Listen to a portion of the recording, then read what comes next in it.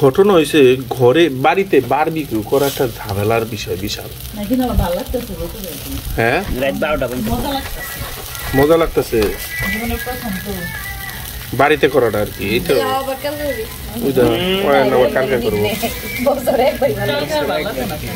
তো শীতের মধ্যে করলে ভালো, বেশি ভালো লাগে। শীতে করুম আবার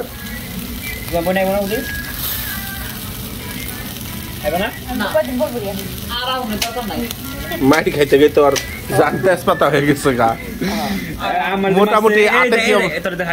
এই দেখ কি করছে, এই দেখ এই যে খামচি দিয়ে। কে রে ভাই দেখছো? এই দেখ ও আমার তো সেরি আছে, আমারটা দেখাবার পারতেছে, আমার তো ওর তো সেরি নাই। ও যে দেয় সিমটি আর ঘুষি, এডি আমি কেমনি দেখা? আমার সুইটা গাওয়া দিছি, আমার নীলা পড়ে গেছে আমার এই সাইডে, আমি তোর বাড়ি পাই। এই মাছ খাওয়া দিছে বড় দাদা, ওই মাটির গুলো উঠায়ো না কিন্তু।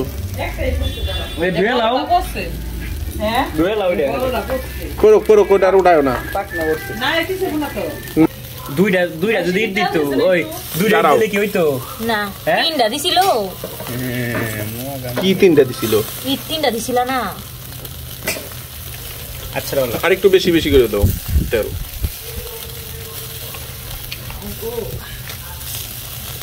ওটা কি হ্যাঁ উল্টাইছি, তুমি তেল দিয়ে দাও। ওটা হয় নাই, আর একটু দাও।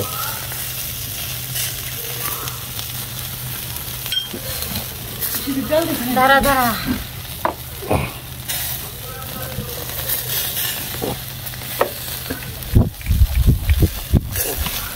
আগুন কলারা ধরতেছ না, নতুন দিছে দৌড়বনি বাদাচ্ছে যেটা শুনে পরে কয়েলটা ইটা দিয়া হোক।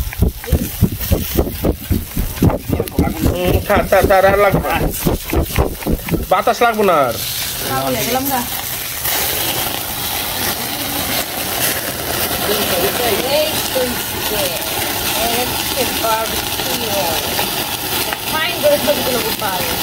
না এই তো নিচে আগুন থাকবে, লাল আগুন থাকবে। এইটাই তো সুন্দর। কয়লা মেলা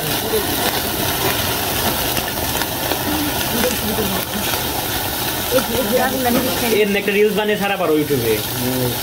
করো কই যাস?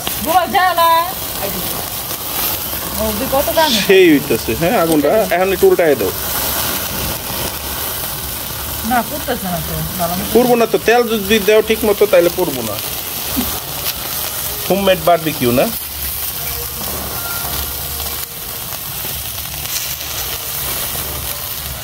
আরেকবার করো না, কোন শীতের মধ্যে করকরা শীতে। এই বড়দি এটা জানি কি? এটা চামড়া, ওই যে মানে ই সহ করছে না আবার তেল তেল ফাটাস লাগবো। শীতে তো অনেক কাম করতেছো ভাই তোমার। আসলে তুমি এত কাম তোমার যে কেরা করবার কইছে, আমি তো এইটাই বুঝতেছি না।